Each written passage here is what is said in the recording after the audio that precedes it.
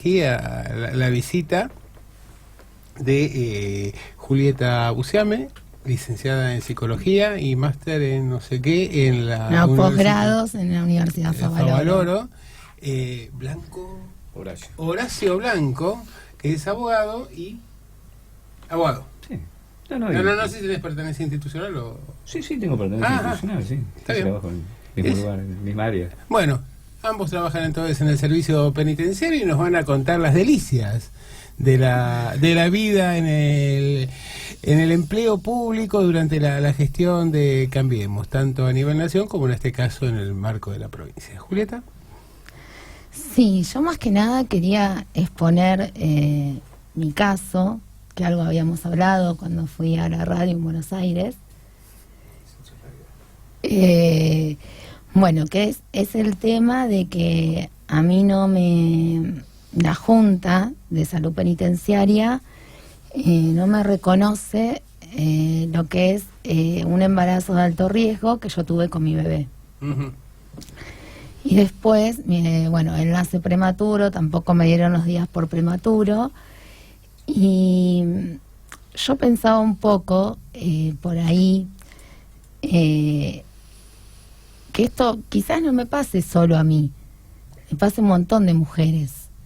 Y la situación de angustia y de dolor que se siente y de impotencia de no poder hacer absolutamente nada frente a una junta que no da una justificación de por qué un embarazo de alto riesgo no está comprendido dentro de lo que es una situación de fuerza mayor.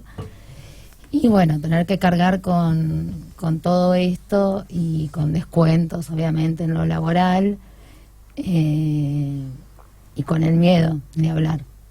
Bueno, y hoy tenemos también la opinión autorizada de uno de tus abogados. Así que le podemos preguntar por qué razón pasa esto, es decir, por qué razón esta situación de precariedad en la justicia penitenciaria. Sí, yo hago la aclaración, yo vengo a acompañarla en el CNE. No soy el abogado que la representa, pero bueno, conozco en profundidad el caso de Julieta. Los derechos de Julieta fueron vulnerados desde el punto, no solo desde el punto de vista jurídico, sino también desde el punto de vista médico, porque una trombofilia, que es lo que ella padece, no fue reconocida como patología por la Dirección de Sanidad, lo cual, al no reconocer la patología, eso le da determinados efectos jurídicos negativos, lo que significa que le descuentan del sueldo porque no lo reconocen las carpetas, que es las licencias que ella tuvo, por una cuestión interpretativa digamos, de la Dirección de Sanidad. La Dirección de Sanidad no puede determinar qué es o no es una patología. Digamos, ella perdió los embarazos por la trombofilia, ha perdido embarazos. Sí, perdí 3 embarazos. Y tuvo que guardar un reposo intenso, que por eso no iba a trabajar, porque si iba a trabajar perdía el bebé. Si eso no es una patología, digamos, no es una cuestión interpretativa. Es una cuestión digamos, de persecución del personal, que fue lo que se vino haciendo durante esta gestión. Ahora vamos a la persecución del personal. Es decir, claro, ella se presenta con todos los certificados médicos y demás, le deniegan esto, es decir, no claro, lo reconocen. Se arma un expediente. No hay una instancia de control o alguna instancia. La Junta. Ajá. La Junta Médica. La Junta es el organismo superior. Claro, la Junta de Salud Penitenciaria. Claro. Y si uno está en disconformidad, directamente tiene que ir por la vía legal. Digamos, en situaciones normales habría otras vías de reclamo, pero con digamos, cuando hay, por eso yo lo asocio a una persecución del personal. Efectivamente. Porque cuando el no es rotundo y no te dan vías de reclamo, tenés que necesariamente recurrir a la justicia, como hizo Julieta, al contencioso administrativo. Uh-huh. Por vía de amparo o por vía por vías interpretativas. Uno le solicita al tribunal, al contencioso administrativo, que haga una interpretación con respecto a la situación de sus derechos. Entonces, precisamente cuando se le niega todo tipo de reclamo administrativo, tiene que recurrir a una vía exterior, claro, que es lo que ella ha hecho. ¿Y en qué se manifiesta esta persecución? En tu caso puntualmente fue esto, ¿de qué otras maneras se expresa? Y con una interpretación caprichosa de la ley, desconocimiento de algunos derechos, como puede ser el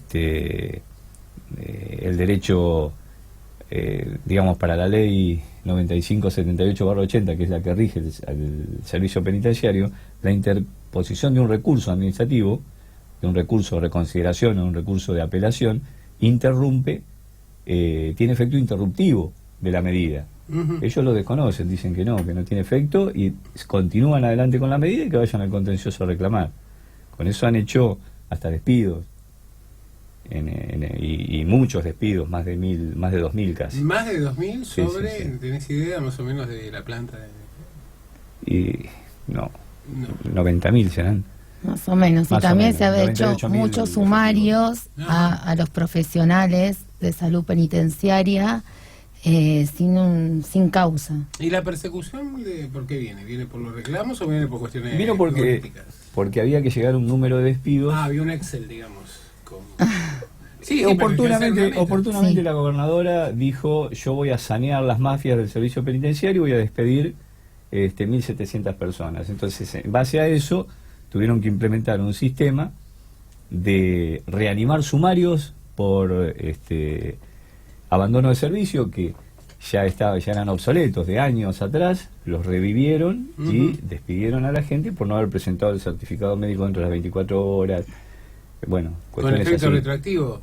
Más que retroactivo, digamos, sumario. Digo, no, que eran por causas, por... Ya el hombre estaba trabajando. Ya estaba reinsertado, Claro. no sé, lo retroactivo en esto, digo. Claro, violando principios generales del derecho, porque cuando uno abandona el servicio, o sea, una persona falta los días que configuran el abandono del servicio. Cuando lo reincorpora el Estado, cesa el abandono del servicio. Entonces, es un absurdo despedir a una persona que está trabajando por abandono del servicio. Bueno, en una gran cantidad del famoso artículo 93 séptimo de la ley de personal, han echado, yo creo que, no tengo la cifra exacta, pero 1.600 personas fácil. O sea que la gobernadora sabía cómo estaba compuesta la mafia, cuántos tenía efectivamente. No, la y mafia dijo no. 1.700. No. Ya tenía idea que había una mafia, ¿cuántos eran? Claro. No, tiene un número caprichoso y bueno, y el plantel se esforzó para acompañar en su discurso, ¿no? Para decir, bueno, sí, vamos a echar 1.700, como dijo la gobernadora. Y vos, desde que tuviste estas negativas, estas sanciones en definitiva, y luego intentaste por la vía legal, se incrementó, ya se sufrías una persecución de antes, esto se incrementó, ¿cómo fue? No, yo no sentí realmente que fuera algo personal conmigo. Creo que fue con todas las mujeres en sí. El embarazo de alto riesgo, de repente dejaron de considerarlo dentro del artículo H, siendo que es un artículo que toda su vida el embarazo de alto riesgo entró dentro de ese artículo. De repente, de forma arbitraria, dejó de entrar el embarazo de alto riesgo y otras patologías también. Otras patologías, enfermedades graves que ha tenido la gente, que uno se entera y que los han hecho volver a trabajar, por ejemplo, gente con cáncer. Muy bien. La verdad que me deja mudo, ¿no? Con esto. O sea que con embarazo de alto riesgo, con cáncer y demás, habría que asistir. Pero la gobernadora no asistía generalmente a su lugar de trabajo. No le habrán, tampoco no habrá sufrido una persecución a lo mejor. Sí, también es ponerse a pensar, ¿no? Ella es una mujer. Ella fue mamá. Bueno, la verdad que sus expresiones públicas no se notan mucho, ¿no? ¿Dónde está la empatía? Tampoco en la composición de su gestión, ¿no? De su gabinete. En realidad la presencia femenina es mínima. Y realmente uno ve en algunas expresiones y demás que bueno, sí, es decir, a veces hablamos de los cupos, de las igualdades y demás, pero también esto debería tener un contenido en términos, y no sentirme yo la única en medio de este universo de gladiadores. Bueno, así que el punto es este, digamos, vos agarraste, tuviste esta situación, esta negación, intentaste la vía legal y luego... Primero hablé con Salud Penitenciaria. Ellos me dieron a entender como que era carpetera. Carpetera. Entonces les pregunté por qué y me dijeron porque había faltado 6 meses en el año 2014. Ajá. Y bueno, 6 meses faltan en el año 2014 porque tuve mi primer hija. con los mismos problemas, trombofilias, un Como tenías un cerclaje. embarazo de alto riesgo y no fuiste a trabajar en el 2014. Claro. Ah. Bueno, pero en el 2014 obviamente no sufrí ningún problema, no pasó nada, era distinto. Pero con este reclamo es que ellos no tenían ni idea tampoco de tu carpeta, porque... No, desconocían verdaderamente todo, realmente nunca la Junta me llamó, ni siquiera por teléfono, nunca me llamaron para pedirme los estudios, nunca, o sea, no sé en base a qué resolvieron. Y bueno, y aclarado esto, digamos, después, digamos, la situación transcurre, pero vos me habías comentado una vez que, digamos, que en general pasan días a descuento a mansalva, ¿no? Que no dan ningún tipo de justificación. Claro, después de pasado el tiempo del que yo no me notifico porque ni siquiera me avisan, cuando vuelvo a trabajar y ya con mi hijo de 3 meses, que encima había nacido prematuro, me avisan de que la Junta había determinado que no estaba dentro del artículo H el embarazo de alto riesgo. A partir de ese momento o a partir de, digamos, de esta gestión. Vos tuviste 3 embarazos perdidos, otro embarazo, todos de alto riesgo, tenés otro más, Sí. y eso no implica que sea considerado como una situación a tener en cuenta al momento de analizar tu pedido de licencia. Claro. Ajá.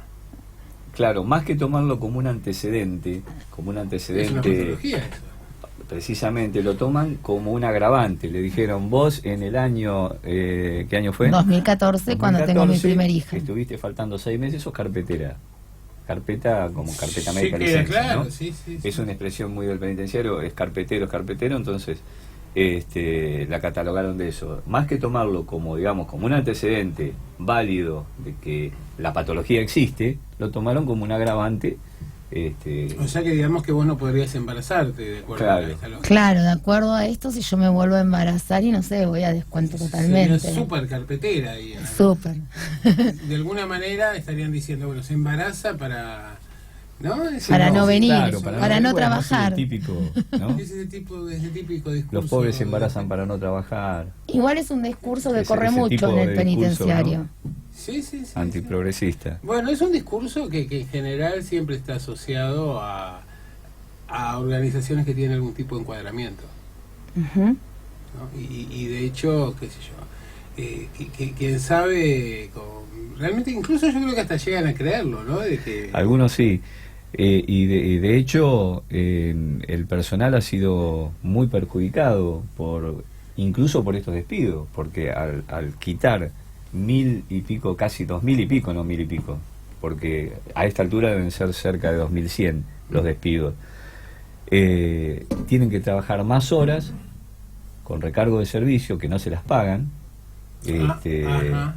No, lógicamente los recargan de servicio y no les pagan Sí. horas extras. Hay un cupo muy limitado de horas extras que no alcanza a cubrir el tiempo.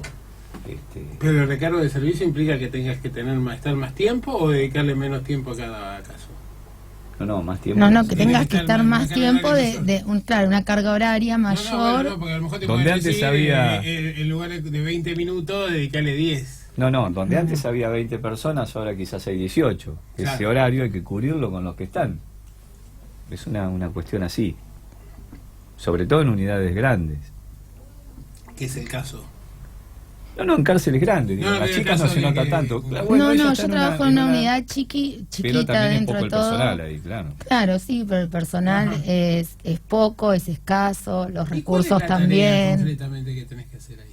Yo estoy en la sección de Vos estás como clasificación. licenciada en psicología, como Sí, estoy en la psicóloga. sección de clasificación Ajá. y trabajo a partir de de los oficios judiciales que llegan, las libertades, salidas transitorias, libertad asistida, haciendo informes psicológicos.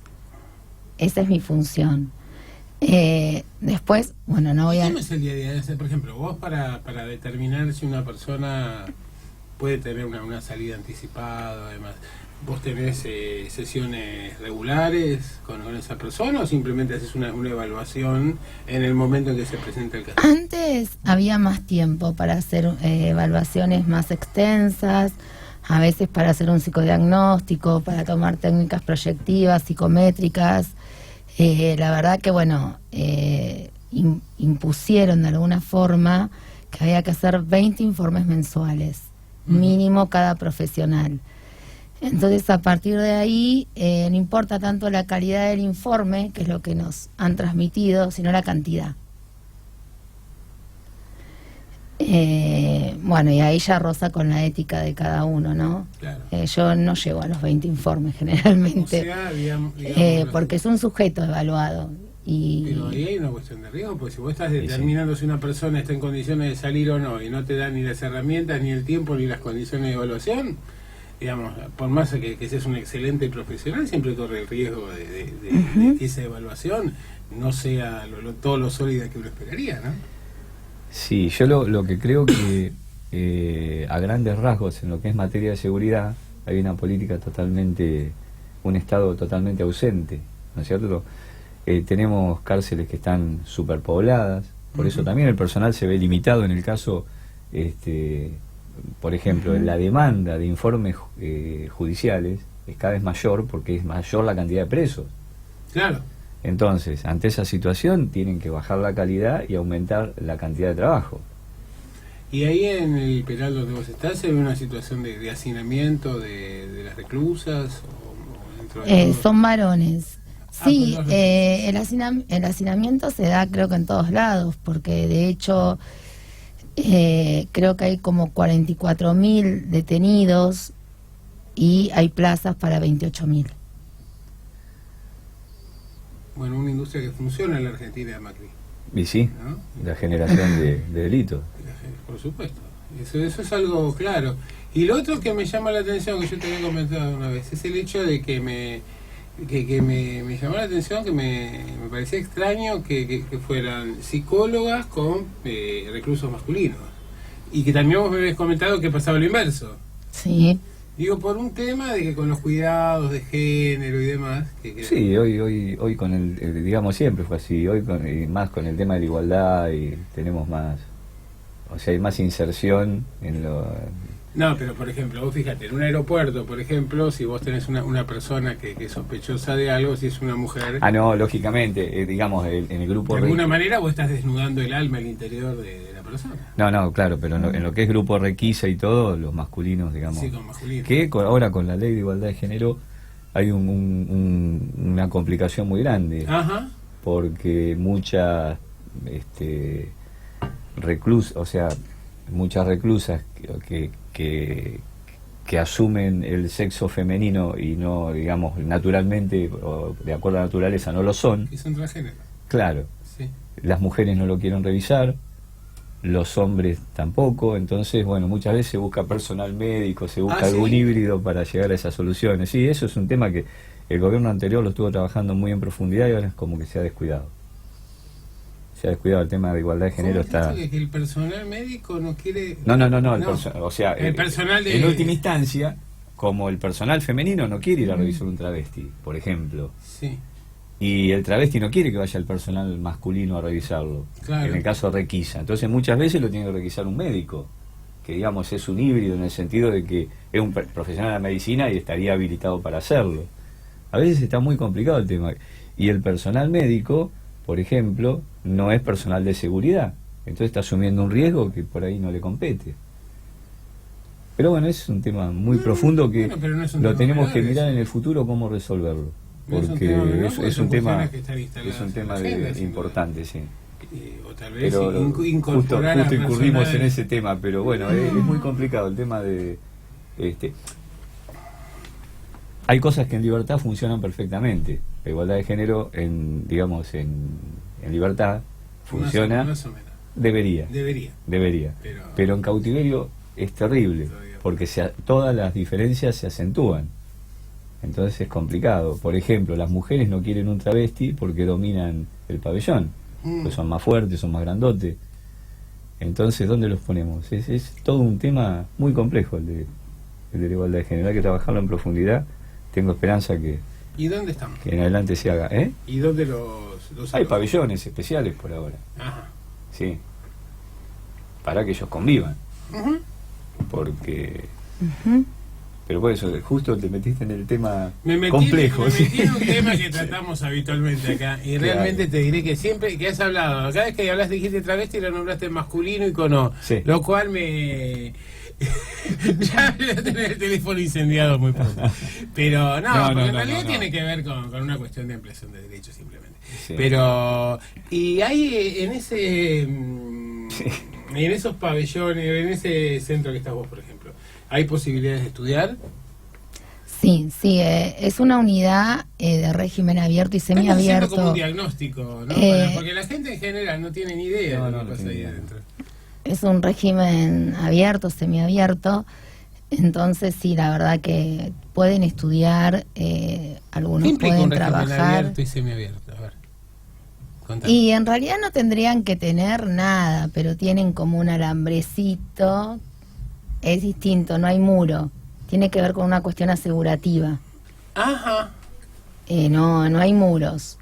Y generalmente van los internos que ya están a punto o de terminar su condena o que están por delitos menores. Ujú. También algunos van por... ¿Todo el penal es así? No, algunos van por Hay resolución, que son los que, bueno, mayores Bueno, pero me de refería a la determinada unidad edad. carcelaria que estás vos. ¿Es todo así o hay segmentos que son así y otros que son...? No, es toda con un alambrecito. Es con un alambrecito. ¿Y funciona? Sí, funciona. Bueno, y me decías pero que supongo que pueden- funciona más por los internos que por la cantidad de personal que hay. Ajá.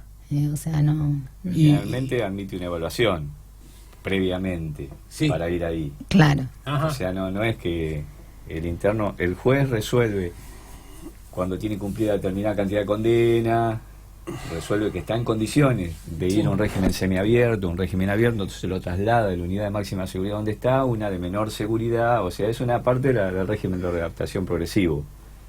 Es más o menos Ujú. Sí, parte del se entiende sistema. Perfectamente. Claro. Y si quieren estudiar, ¿qué tienen que hacer? ¿Hay ahí algún tipo de sede?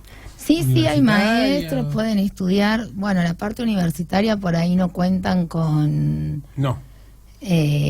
digamos, con medios, con transporte que los lleve, algunos, otros sí, para hacer una carrera universitaria. Bueno, pero por ejemplo, hay sedes donde sí hay, ¿no? No, digamos, se hacen traslados.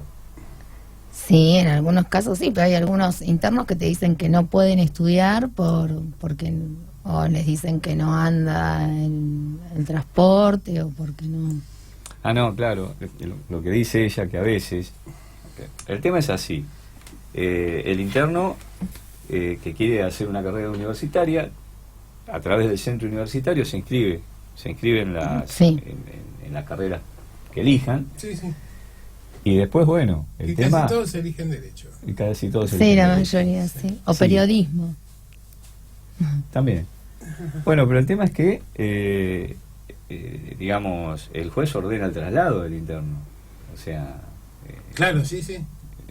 el servicio penitenciario, salvo que no, o sea, que no tenga vehículos, quizás por carencia de personal, de combustible, lo que fuera, por eso habíamos hablado, pero generalmente sí se cumple, digamos.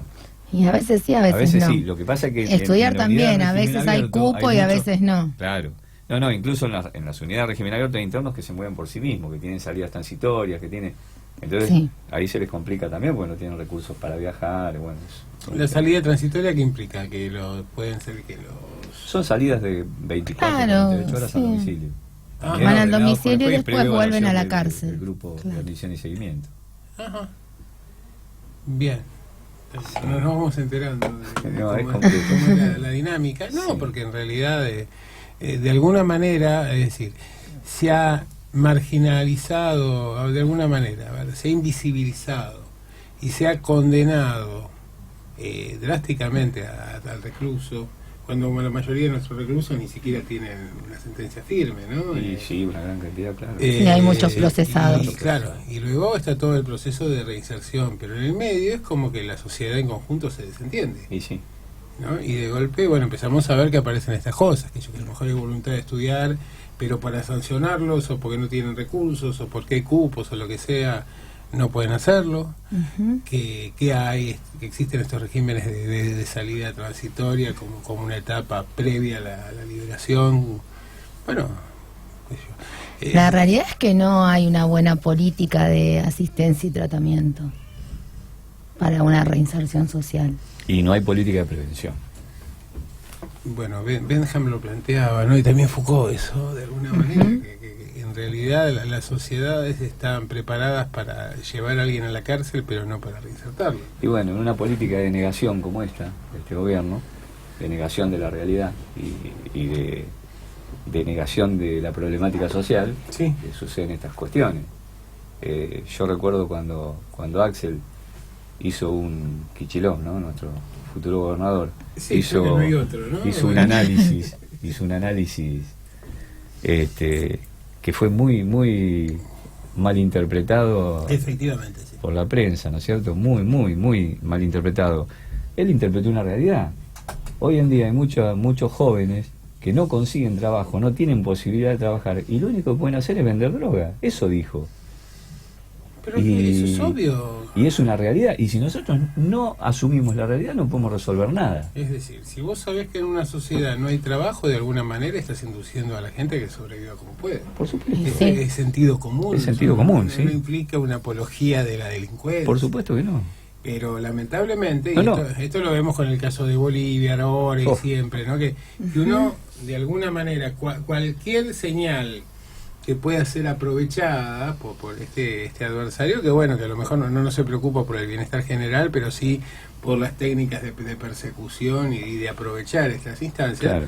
De hecho, bueno, la manera de criticar, bueno, algo parecido, aunque tal vez más groseramente, también había dicho Guillermo Moreno, y también lo castigaron. habían crucificado, Sí. ¿no? Entonces, y realmente vos fíjate que en general siempre es del campo nacional y popular de donde surge la preocupación por el preso. Claro. Porque para los otros ya, digamos, es decir, si ya hay un desprecio hacia los que no son presos, ¿qué podemos esperar de la actitud que tengan hacia los que sí lo son? Claro. No, para ellos la solución está cuando el hombre está encerrado, ya se terminó el problema. Claro. Es un problema menos. Por Sí. eso yo digo que hay un Estado ausente que desconoce las realidades. Yo creo que la negación de la realidad social es lo peor que nos puede pasar, que es lo que nos pasó estos años. Sí, el hecho de invisibilizar los problemas, Claro, ¿no? exacto, negarlos. De negarlos, y además este aspiracionismo de decir, bueno, vamos a eliminar la inflación, bueno, vamos. Pero en realidad, sin ninguna base sólida, porque acá hay cuestiones, vos estabas diciendo, hay niveles de hacinamiento en algunos casos. El otro día hubo un problema en una comisaría, pero Sí. que estaba rebalsada, pero yo no recuerdo, pero... Se fueron varios. Sí, Pero 11 internos, creo, Se ¿no? fueron 11 internos, pero yo no me acuerdo, no recuerdo. Si había capacidad para 20, había 120, una cosa que era imposible. Claro, era ¿dónde imposible iban a estar? contenerlos, lógicamente. Y luego, claro, puede salir. No, que digamos, hay una política de seguridad Sí. totalmente represiva, no en el servicio penitenciario, claramente, pero en la policía. Una represión total, o sea, en vez de buscar solucionar o cuál es el origen del delito, se busca reprimirlo y punto. Ujú. Pero no se analiza, porque eso es populismo, analizar... Sí, claro, ¿cuáles son las claro, causas? ¿cuáles son las causas? Está aquella célebre anécdota del padre de Petinato, cuando Perón va a visitar las cárceles y ve que están vacías. Y cuando dice, ¿pero qué pasó? Me las vaciaron porque venía yo. Y el otro le dice, general, con el 3% de desocupación no hay presos, Claro. no hay chorros, le dice. Y bueno, y efectivamente... Y con es la eso. importancia que Perón le dio a los jóvenes Sí. y a los niños, sobre todo, ¿no? Y a los clubes barriales, Efectivamente. Bueno, ahora vamos a ver... que ahora los están cerrando, les aumentan la energía, los Bueno, obligan esto fue a algo cerrar. sistemático en todo Igual, este tiempo. claro. porque- Realmente supongo que debe haber una correlación, ¿no?, entre el desempleo que se ha generado y la cantidad de robos y de... Mira, hay un tema que es bastante, a ver, que es habitual esto, cuando vos tenés un régimen autoritario, aunque tenga un origen en las urnas, siempre existe la desconfianza hacia el ejercicio del derecho de reunión. Porque Lógicamente. ellos ven siempre la reunión como conspirativa porque es así como son sus reuniones y no como son las reuniones del Claro. conjunto de la sociedad. Entonces, un club social ya es un foco potencialmente subversivo desde esta perspectiva. Y bueno, evidentemente hubo una política de destrucción. Claro, también los clubes sociales tienen una capacidad de integración, de inclusión, Lógicamente. de sacar a los chicos. Entonces, en realidad que quienes de alguna manera arrojan al riesgo del consumo y del tráfico a los jóvenes, no es Axel diciendo esto, sino Claro, que es una lógicamente. política de Estado, claramente, ¿no? Axel lo que hizo es reconocer una realidad. Una Claramente. realidad que también, no me acuerdo quién era el periodista que estaba con él, que también la reconoció. Sí. Porque era una cuestión, era algo real lo que estaba diciendo, nada más. Y vos me decías que habías retornado. ¿Vos antes ya trabajabas en el servicio penitenciario y volviste o ahora te insertaste? No, yo entré en el 88. ¿Tenías una experiencia? Entré en el 88, extensa? después tuve cargos municipales, después tuve cargos nacionales y después volví. Sí. ¿Y qué notaste? Que noté una persecución total de los trabajadores penitenciarios y un desprecio por el trabajador. Yo lo sufrí muchísimo eso. O sea, no de manera personal, en el sentido de victimizarme, pero vi cómo oprimían a los trabajadores. Por ejemplo, cambiando la interpretación, el horario de trabajo. Por ejemplo, se hacían, la persona que iba todos los días a trabajar de lunes a viernes iba a 6 horas, se la subieron a 8, por el mismo valor, digamos, ¿no es cierto? Sí. Y esas 8 horas, en vez de ser la jornada limitada, el máximo de la jornada limitada de labor, lo tomaban como mínimo. Entonces vos tenés que venir por lo menos 8 horas, y después te recargamos y tenés que venir más.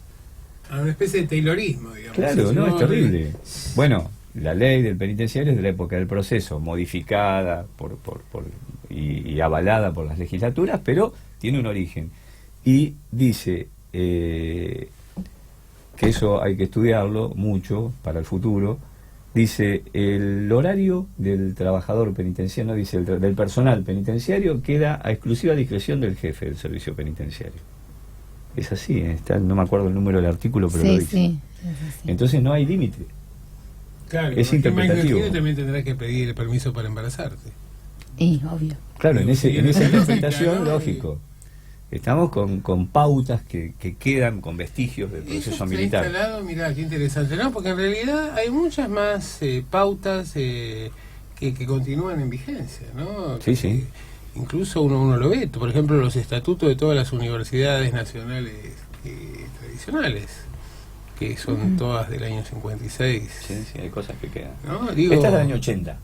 o los contenidos educativos que también son producto de una ley de la dictadura cívico-militar. Ahora Sí. tenemos esto de 95-78/80, es del año de un decreto. un decreto. Un Y decreto está en que fue vigencia. decreto ley, sí, porque después lo avaló la legislatura. Pero es del año 80, con sucesivas modificaciones, ¿no? Sí, Porque sí, era me terrible, imagino. ahora está atenuado, pero quedó eso. Como es una fuerza de seguridad, tienen que tener ese, digamos, ese criterio amplio para poder imponer recargos de servicio, que a veces son necesarios, ¿no? Pero Ujú. deben ser fundados. Un recargo de servicio tiene que ser fundado, no puede ser caprichoso. Claro, sí, sí. Tiene que sí. ser en una situación de emergencia. Ujú. Pero claro, ¿qué es lo primero que hizo este gobierno? Decretó la emergencia penitenciaria. Entonces, fundada la emergencia penitenciaria, todo valía. Claro, todo vale. Claro. Ese es otro de los temas. Bueno, que tiene que ver con la escasa vocación democrática, Por supuesto. ¿no? E institucionalista de este gobierno. Y en el momento que vos tuviste el embarazo anterior, que tuviste esta ausencia más prolongada, ¿qué trato recibiste? No, la verdad que no, en ningún momento me preocupé, estuve bárbara, tuve un buen trato. ¿Eso No fue fue año como ahora. 2014? 2014. Antes, sí, en el gobierno estaba Scioli. Ajá. Bueno, los días más felices. Sí, ¿no? Pero realmente... Realmente nunca había pasado esto. Tampoco ¿Cómo? con el tema de la lactancia, que no Yo escucho a muchas mujeres que no les aprueban el tema de los 2 años, que es un derecho que tiene toda mujer a la lactancia, y lo dice la Organización Mundial de la Salud. Es decir, vos pasás la puerta del servicio penitenciario y te convertís en un recluso más. Claro, sí. Esto no pasó ni con el gobierno militar. Esto no pasó, yo entré en la última etapa del gobierno de Alfonsín. Nunca pasó desde el 88 hasta ahora una persecución y un abuso del personal de estas características. No lo vi nunca. Mira que estás comparando a Alfonsín, el gobierno de Néstor y de Cristina, Daniel Scioli, con Vidal y Macri. Claro. No, pero bueno, no. Sí, claro. Y estoy comparando el gobierno de Macri con el gobierno de la dictadura, y ni en el gobierno de la dictadura se violó, digamos, sí a los reclusos, ¿no es cierto? Eso ni hablar. Sí, pero digo, sí. Con el personal no hubo una persecución, al contrario. Mira, la dictadura le asignó, tal vez por la desconfianza que le tenía a las universidades o lo que sea, un presupuesto mayor al CONICET, incomparablemente mayor que el que le asignó este gobierno. No, por eso, digamos, que estos son los ideólogos de la dictadura. Claramente. O sea, quizás sus padres, sus abuelos, ¿no? Pero son herederos. Bueno, estamos viendo cómo reaccionan frente al caso de Bolivia y te das cuenta cuál es su toma de partido, su posicionamiento. Decir que no es un golpe de Estado lo de Bolivia es una bestialidad, porque, digamos, si bien ellos dicen que es una crisis institucional similar a la de la Rúa, es un disparate. Acá es un sector político que está utilizando las Fuerzas Armadas de Seguridad, es un golpe de Estado. Mira, lo que está pasando hubo en Bolivia. 2 cosas en principio. Primero, que hubo un pronunciamiento policial y un pronunciamiento militar exigiendo la renuncia. Exacto. Que es una primera cuestión muy grave. Lo segundo que ellos dicen es que en realidad no es un golpe de Estado porque no se consagró un gobierno militar. Exacto, es una locura. Lo cual, digamos, es una situación de anarquía donde efectivamente los que ejercen el poder, no autoridad, son los sectores armados. De hecho, un sector de la policía decidió largar una orden de detención sobre Evo Morales. Es decir, y además ha habido una violación sistemática de domicilio, agresiones personales, amenazas, censura a la prensa. Varios canales y medios tuvieron que dejar de emitir. Lo mismo ocurre con el tema de las comunicaciones, que han sido interrumpidas. Ahora, si eso no es un golpe de Estado, ¿qué es un golpe de Estado para esta gente? Porque incluso fíjate que la mayoría de los radicales salieron a denunciar esto como un golpe de Estado. Pero aquí el problema es que el radicalismo ha sido la comparsa. Claro. No, yo lo que creo es que esta gente trata de diferenciar estado de sitio de golpe de Estado. Ellos lo que quieren decir, o lo que confundir, ¿no es cierto? Lo que no hay, en todo caso, no habría un estado de sitio. Porque no lo han decretado, ¿o sí? No, anoche sí. Anoche. No se puede decretar el estado de sitio en realidad porque no hay autoridades. Bueno. Pero lo que sí hubo fue toque de queda. Bueno, pero entonces hay un golpe de Estado. Evidentemente. Hay un golpe de Estado porque hay un sector político que viola las garantías constitucionales. Porque el toque de queda no surge eventualmente de la Asamblea Legislativa. Claro. El toque de queda surge de las autoridades policiales y militares. Directamente. Entonces, si eso no es un ejercicio de la autoridad y no es un golpe de Estado, no sé qué podemos esperar. Es un golpe de Estado. No, claramente. Pero bueno, realmente uno ve vergonzoso nuestro canciller. A ver, el canciller actúa a tono con la lógica de un gobierno que ha criticado de manera sistemática a Maduro, y evidentemente la situación de Venezuela no es admirable, ni mucho menos, pero que no tiene la misma vara al momento de medir lo que está ocurriendo con Lenín Moreno, que es lo que está ocurriendo en Chile y demás. Entonces, según quién es el sujeto que se ve involucrado en la situación, utiliza una parte de la biblioteca o la otra. Claro. Lógicamente. Y yo creo que esto es lo preocupante, ¿no? Porque efectivamente acá lo que está en riesgo es la democracia, es la institucionalidad latinoamericana, ¿no? No es un dato menor. Cuando teníamos la UNASUR, rápidamente se activaban mecanismos para tratar de contener la crisis y actuaron. Por esa razón también, de alguna manera, a ver, son muy remisos a las uniones regionales. Sí. En realidad lo que buscan es la vinculación directa con el imperio, o con cualquier imperio. Y casualmente, digamos, los 3 países que están en llama son los mayores proveedores de minerales. Sí, de litio, de cobre y de petróleo. Y de petróleo. No es un dato menor. Qué casualidad, ¿no? Claro, el petróleo traerlo de Irak es mucho más costoso que llevarlo de Venezuela a Estados Unidos. Sí. Y con el cobre pasa lo mismo, con el litio. Hoy en día el litio en la producción de artículos de electrónica es fundamental. Sí, pero aquí tenés un tema que me parece que es gravísimo, y es el hecho de que los regímenes políticos solo se pueden sostener con el respaldo militar. Por supuesto. De un lado y de otro. Tanto en el caso de Maduro, como en el caso de Piñera, o como no pudo sostenerse Evo Morales, ¿no? Y esto es una cuestión que tiene que ver con una degradación de la calidad democrática impresionante. Y sí. Sí, más estos gobiernos que se basan en las privaciones, ¿no? Yo a veces no entiendo la gente de clase media que apoya al macrismo, ¿no? Y se vieron privando. Primero, privarse de dónde iban de vacaciones. Después, privarse qué marca van a comprar. Y, bueno, para justificar un gobierno basado en privaciones, tiene que usar la violencia. Por eso lo hacen. Mira, la verdad es que lamentablemente uno quiere evitar hacer estas asociaciones, ¿no? Pero sí. Esto es el caldo de cultivo del fascismo. Es decir, básicamente lo que ocurre después de la Primera Guerra Mundial es que en una situación de pobreza, los empleados, como se decían, de cuello blanco en aquel momento, y los docentes trataban de, ya que tenían un sueldo que se asemejaba al de los obreros, tomar distancia a partir justamente de la represión y la degradación. Sí. Y por eso buscan, digamos, encontrar algún tipo de reconocimiento social que no pase por lo económico, y que pasa por el tema étnico a veces, que pasa por el tipo de profesión que se desempeña. En realidad son todos pobres. Y son todos pobres. El punto es cómo, se aprovecha para generar estas diferencias entre los pobres y generar estos odios sociales entre personas que en realidad tendrían que articularse para defender y para llevar adelante reclamos comunes. Mientras le saqueaban y ahí la aparece casa, el líder carismático, claro. Es decir, ahí aparece el sujeto que te lleva a la catástrofe. ¿Y sí? Uno ve Bolsonaro que parece, ridículo muchas veces, pero es un sujeto peligroso. Es muy peligroso. No vamos a decir que es uno de los grandes referentes autoritarios de la historia, pero es complejo esto. Y vos fijate cuáles son los líderes que emergen en estos contextos, sí. ¿no? Que además son caricaturas, porque si vos tomás, a ver, si comparabas a Chávez con Maduro, bueno, sí, no. Digo, ahí hay una distancia, porque realmente Chávez era, digamos, un líder político, tenía un concepto de la institucionalidad, tenía un programa, pero bueno, después aparece esto. Es como esta idea de la historia que se escribe 2 veces, ¿no? Sí. Como comedia y como tragedia. Me parece que estamos llegando a la hora de la tragedia.